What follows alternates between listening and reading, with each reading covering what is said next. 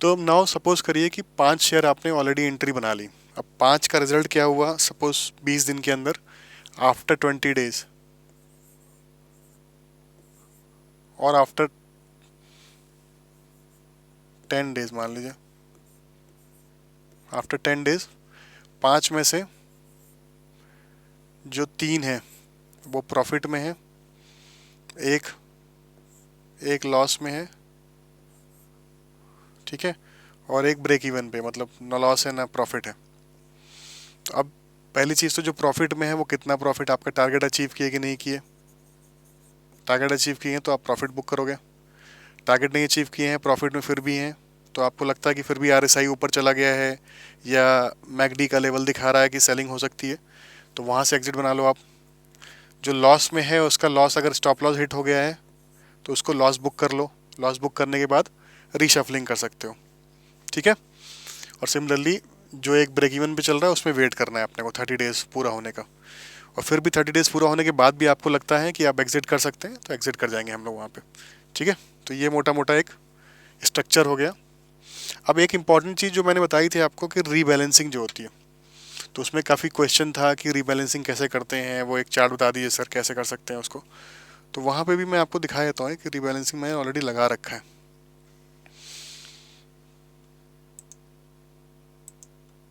ये चार्ट थोड़ा सा डरिएगा मत इसको देख के, ये कुछ नहीं है। जब आप निफ्टी 50 के चार्ट में आते हो, ठीक है, अब मुझे अगर ये इसका व्यू चार करना है तो यहाँ ऊपर अगर ऑप्शन देखेंगे investing.com में, यहाँ एक चार का भी ऑप्शन होता है। इस तरीके से चार चार्ट बन जाते हैं, तो वही मैंने चार चार्ट बना लिए हैं यहाँ पे। पहला जो है चार्ट वो निफ्टी 50 का है, जो हमने अभी देखा कि इंडियन मार्केट कैसी चल रही है। जो पहला चार्ट है वो है निफ्टी 50 का, और हमें ये समझ में आएगा कि इंडिया की मार्केट कैसी चल रही है, ये निफ्टी 50 के चार्ट से, ओके। दूसरा चार्ट जो है वो गोल्ड का है। अभी मैं उसको बताऊंगा कि क्यों हम लोग ये करना चाह रहे हैं, लेकिन फिर भी अभी देख लीजिए। तीसरा जो है वो है आपका क्रूड ऑयल का। क्रूड ऑयल मतलब पेट्रोलियम प्रोडक्ट का, आपका पेट्रोल डीजल का भाव ऊपर जा रहा है तो क्या होता है। चौथा है आपका डॉलर इंडेक्स, जो मैंने बोला भी था कि बहुत इंपॉर्टेंट चीज़ है, डॉलर इंडेक्स को मॉनिटर करना चाहिए। अब ये चार चार्ट तो मैंने लगा दिया, अब इसका मतलब क्या है, आप सोचोगे कि क्या मतलब है इसका सर, आपने लगा दिया, मुझे समझ में तो आ नहीं रहा है। इसका मतलब दोस्तों सिंपल है कि आपको मार्केट में कहाँ बने रहना है, आपका पैसा कहाँ इन्वेस्टेड होना चाहिए जहाँ आपको मैक्सिमम रिटर्न आए। जैसा मैंने राम और हरी एग्जांपल दिया था, फिर से आऊँगा उस पर, कि आपको वो बताने का मतलब ये है कि ऐसी जगह पे पैसा इन्वेस्ट करिए जहाँ पे आपको रिटर्न मैक्सिमम आए। दौड़ते हुए घोड़े पे हमेशा इन्वेस्ट करिए, जो घोड़ा दौड़ रहा हो उसके साथ ही आप हमेशा रहिए। जो बैठ गया है या जो बीमार हो गया उसके साथ नहीं रहना चाहिए हम लोग को। तो ये एक चार्ट जो है, ये हमने क्या किया यहाँ पे, एक मूविंग एवरेज लगा रखा है 20 डेज का। एक दिन का चार्ट है, 1 डे का चार्ट है ये। 1 डे हमने सिलेक्ट किया। अच्छा, सिलेक्शन ऐसे कर सकते हैं हम लोग, यहाँ से ड्रॉप डाउन करेंगे, आपको 1 मिनट से लेके 1 महीने तक का चार्ट मिलेगा, ठीक है। तो हम लोग वापस से 1 डे में आते हैं। तो ये भी निफ्टी 50 में भी जो हम देख रहे थे, एक व्यू कर देते हैं इसको, सिंगल व्यू। तो यहाँ पे भी आप ऐसे ही सिलेक्ट कर सकते हो, 1 मिनट से लेके 1 मंथ का चार्ट, ठीक है। वापस आते हैं। अब हमने क्या किया है, इसमें मूविंग एवरेज लगाया है 20 डेज का। निफ्टी 50 में 20 डेज का मूविंग एवरेज लगाया है, तो हमें दिख रहा है कि इसके नीचे चल रहा है। जो इसका 20 डेज का मूविंग एवरेज है 1 डे के चार्ट पे, उसके नीचे चल रहा है। तो अगर आपने पोजीशन नहीं बनाई है कोई, तो अभी वेट करो इसको क्रॉस करने का। एक आइडल सिचुएशन वो बोलती है। दूसरा है गोल्ड का। गोल्ड देखो अपने मूविंग एवरेज से ऊपर जा रहा है। इसका मतलब जब गोल्ड अपने मूविंग एवरेज से ऊपर आता है, इसका मतलब कि मार्केट में थोड़ी गिरावट और आ सकती है फ्यूचर में, इसलिए गोल्ड भाग रहा है। तो अभी हमें होना चाहिए। अगर आज ये गोल्ड ऊपर बंद हो जाता है इस पॉइंट का, इसका मतलब ये ब्रेकआउट था, ये ब्रेकआउट था और ये कंफर्मेशन है। तो आज अगर ये कंफर्मेशन और ब्रेकआउट सपोर्ट कर देता है, आज ये क्लोज हो जाता है इसके ऊपर, तो मतलब गोल्ड में पैसा अपना शेयर मार्केट से निकाल के वहाँ डाल दो, बैलेंसिंग कर दो, ठीक है। सिमिलरली हम लोग देख रहे हैं क्रूड भी थोड़ा सा ऊपर जा रहा है। कल इसने ब्रेकआउट दिया था, आज के चार्ट में अगर ऊपर बंद होता है इसका मतलब कंफर्मेशन है, तो क्रूड में पैसा लगा सकते हैं हम लोग। कमोडिटी में जाके क्रूड में भी पैसा लगा सकते हैं। फिर सिमिलरली यूएस डॉलर। अब यूएस डॉलर क्या है, अगर यहाँ देखें तो टॉप पे था। ऐसे करेंगे तो आप सबका चार्ट दिखाई देता है। जब यूएस डॉलर टॉप पे था तो निफ्टी क्या हो रहा था, निफ्टी लो पे था। इसका रिलेशन समझ रहे हो आप, जब यूएस डॉलर नीचे था एकदम नीचे हुआ ये 107 पे था, तो निफ्टी क्या था, टॉप पे था। जब ये टॉप पे था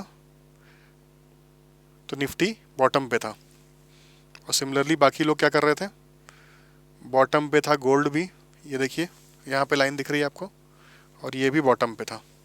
तो बेसिकली जब यूएस डॉलर ऊपर आता है तो बाकी सब नीचे गिरते हैं, जब यूएस डॉलर ऊपर आता है तो बाकी निफ्टी 50 शेयर मार्केट अपना नीचे गिरता है। तो इससे रिलेशनशिप ये पता चलता है। बाकी मूविंग एवरेज से ये पता चलता है कि मूविंग एवरेज के ऊपर कोई चीज़ चल रही है तो उसमें इन्वेस्ट रहिए, अगर नीचे की साइड में है तो वहाँ से पैसा निकाल लीजिए। ठीक है, तो इससे ये सारी चीज़ें अपने को क्लियर हो रही हैं कि निफ्टी 50 के साथ कैसे रहना है और कहाँ पे पैसा लगा के चलना है अपने को। उससे ये एक आइडिया लग गया अपने को। मूविंग एवरेज से ऊपर चल रहा है तो इन्वेस्टेड रहिए, नीचे चल रहा है तो उससे पैसा अपना प्रॉफिट बुकिंग कर सकते हैं आप। तो ये भी एक पैरामीटर है जो आपका एक महीना हो जाए, अगर आपका पेपर ट्रेडिंग में प्रॉफिट आ रहा है, फिर आप देखते हो कि ये मूविंग एवरेज के फिर भी निफ्टी 50 नीचे चल रहा है और क्रिटिकल सपोर्ट को लेवल को अगर क्रॉस कर रहा है, मान लीजिए जैसे हमने देखा भी था वो वाले चार्ट में, हमने यहाँ लगाया भी था, ये यही चीज़ यहाँ दिख रही है। जब ये लेवल को तोड़ देगा नीचे की तरफ, क्योंकि ऑलरेडी मूविंग एवरेज से नीचे है, तो यहाँ से पैसा निकाल के या तो आपको गोल्ड में लगाना चाहिए या फिर क्रूड में लगाना चाहिए। और डॉलर इंडेक्स तो मैंने लगा रखा है, ये करेंसी में आप पेयर भी ट्रेड कर सकते हो, यूएसडी INR, तो वो भी आप ट्रेड कर सकते हो अगर आप प्रो हो तो। अगर आपको समझ में आता है करेंसी कैसे ट्रेड करते हैं तो USD और INR का जो पेयर होता है उसको भी आप बाय करके चल सकते हो, क्योंकि ये अब ऊपर चलेगा। अगर ये इस लाइन को तोड़ के नीचे आएगा, इसका मतलब मार्केट में तेजी आने वाली है। देखिए ये लाइन डॉटेड डॉटेड और ये डॉटेड डॉटेड, मतलब जब आप इस पर रख रहे हो यहाँ पे दिख रहा है ये नीचे गिर रहा है, ये ऊपर जा रहा है निफ्टी। तो ये रिलेशन है डॉलर का, इसलिए डॉलर को इंडेक्स को मैं बोलता हूँ फॉलो करो। डॉलर इंडेक्स फॉलो करने को इसलिए बोलता हूँ मैं कि डॉलर इंडेक्स देखिए जब गिर रहा है तो मार्केट ऊपर जा रही है यहाँ पे। जब ये क्योंकि एक दिन का आगे चल रहा है ये, इसलिए अभी चार्ट पे दिख नहीं रहा है आपको। ये देखिए ये नीचे गिरा, मार्केट ऊपर जा रही। डॉलर इंडेक्स के बारे में बता भी चुका हूँ मैं आपको कि जब ये गिरता है इसका मतलब यूएस के जो बड़े इन्वेस्टर हैं वो अपना पैसा निकाल के इस मार्केट से अपनी वापस कंट्री में लेके जा रहे हैं, इसलिए उनका प्राइस डॉलर का ऊपर जा रहा है। ठीक है, तो ये एक आपका बैलेंसिंग में काम आएगा। ये चार्ट कैसे लगाना है मैंने बता ही दिया आपको। तो दोस्तों ये जो सेशन मैंने आपको आज लाइव दिखाया और पूरा कोर्स है, ये कोर्स लिटरली बहुत सालों का निचोड़ है। बहुत साल इसमें कोशिश करने के बाद ये कोर्स बना है और बहुत ही एक्सपीरियंस तरीके से, बहुत ही प्रोफेशनल तरीके से मैं खुद भी करता हूँ मार्केट में इन्वेस्टिंग, और वही चाहता हूँ कि आप भी करें। तो ये सब चीज़ें अगर आप फॉलो करते हो तो आप, जो मैंने इसमें लिखा भी था कि इन्वेस्ट लाइक अ प्रो, फिर आप प्रोफेशनल, प्रो मतलब प्रोफेशनल, फिर आप प्रोफेशनल के तरीके से इन्वेस्ट करने लगोगे। जब आप प्रोफेशनल के तरीके से इन्वेस्ट करोगे तो आपकी प्रोबेबिलिटी जो है मार्केट में सक्सेस पाने की बहुत ज़्यादा हो जाएगी। तो इसलिए मैं आपसे रिक्वेस्ट करूँगा कि ये कोर्स को प्रॉपरली समझो, रिलीजियसली इसको फॉलो करो, जो भी रूल्स बताए गए हैं उसको फॉलो करो। जो आज हमने लाइव मार्केट में समझा, थोड़ा सा पहला दिन था लाइव सेशन का, तो हो सकता है आपको कुछ चीज़ें समझ में नहीं आई, बट जो पैरामीटर मैंने बताया कि सबसे पहले आपको चेक करना है कि मार्केट में डेली, वीकली, मंथली बेसिस पे कौन से स्टॉक्स अच्छा परफॉर्म कर रहे हैं, जो कि निफ्टी 50 का पार्ट होना चाहिए। कैसे देखना है वो मैंने दिखा दिया आपको, उस तरीके से आपको देखना है। फिर उसका एक नॉर्मल फंडामेंटल एनालिसिस करेंगे, टेक्निकल एनालिसिस करेंगे। टेक्निकल में हम लोग मूविंग एवरेज देखेंगे, RSI देखेंगे, MACD देखेंगे, वॉल्यूम देखेंगे, और कैंडल्स पे सपोर्ट, रेजिस्टेंस, और आपका उसके बाद मनी मैनेजमेंट का रूल, कितना टारगेट है, कितना स्टॉप लॉस है, वो देखेंगे। और फिर हमने समझा कि आपको जब रीबैलेंसिंग करनी होगी, मान लीजिए आपके 5 शेयर में से 3 प्रॉफिट कमा रहे हैं, अच्छा प्रॉफिट दे दिए, और आपने जो 15% का टारगेट रखा था वो अचीव हो गया, 10% किसी ने 1:2 रखा हुआ है 10% का, वो भी अचीव हो गया, तो फिर आप कैसे वापस किस में आप इंटर कर सकते हो।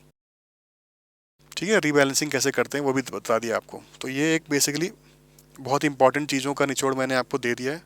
अब आप इस पर प्रैक्टिस शुरू करें, बाकी के जो 5 शेयर थे उसको देखें, उस पर प्रैक्टिस करें। अगले सेशन में, लाइव सेशन में, हम लोग कुछ भी आपका डाउट है वो डाउट को क्लियर करेंगे। तो आई थिंक आज का सेशन यहीं पे एंड करते हैं। आई होप फ्रूटफुल रहा। थोड़ा चीज़ें समझाने में टाइम लगा मुझे, क्योंकि मेरा लेवल से मैं आपके लेवल पे आके समझा रहा हूँ चीज़ों को। और थोड़ा हो सकता है अगर 19-20 आपको लगा है तो टेंशन मत लीजिए, अगले सेशन में हम लोग और चीज़ें अच्छी समझेंगे। बट आप इसको समझिए, डाउट्स है तो डाउट्स लिखिए, पोस्ट करिए, ताकि आप कोई चीज़ भी छोड़िए मत। डिसिप्लिन बनाइए। 30 दिन जो हम बोल रहे हैं, 30 डेज़ का हम जो पेपर इन्वेस्टिंग करने वाले हैं, इसलिए अभी आपको मैं ब्रोकर के अब टर्मिनल पे जाके इन्वेस्टमेंट करने को नहीं बोल रहा हूँ। अभी आप पेपर इन्वेस्टिंग करिए, प्रैक्टिस करिए। 30 दिन के अंदर आप जो अभी आज प्रॉब्लम फेस कर रहे हो, 30 दिन के बाद आप एकदम प्रो हो जाओगे। फिर जब आप इन्वेस्टिंग करोगे तो आपको सब समझ में आ जाएगा, कैसे शॉर्ट लिस्ट करना है स्टॉक, कैसे ट्रेडिंग करनी है। मतलब 30 दिन का एक बनाते हो या फिर 6 महीने का आपका व्यू है, 1 साल का व्यू है, तो उस तरीके से आप चार्ट को चेंज कर सकते हो। अभी 30 दिन का है तो आप डेली चार्ट फॉलो कर रहे हो। 1 ईयर का आपका व्यू है तो आप वीकली चार्ट फॉलो कर सकते हो। ठीक है।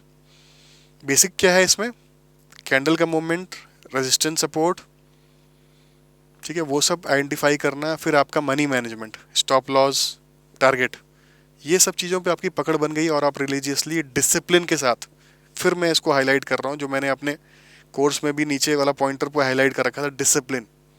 Do it without missing out the discipline part. आपको डिसिप्लिन कभी मिस नहीं करना है, डिसिप्लिन हमेशा बना के रखना है। सबसे इंपॉर्टेंट जो है वो है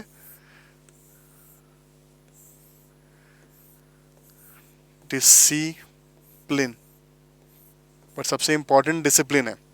तो डिसिप्लिन बना के रखिए, प्रैक्टिस करिए। 30 दिन का टाइम है, आप प्रो बन जाओगे, डोंट वरी। और कुछ क्वेरीज है तो हम लोग नेक्स्ट सेक्शन में सॉल्व करेंगे। With this note I will take your leave. अपना ध्यान रखिए, अपनी फैमिली का ध्यान रखिए, प्रैक्टिस करिए। मिलते हैं नेक्स्ट सेशन में। Bye bye.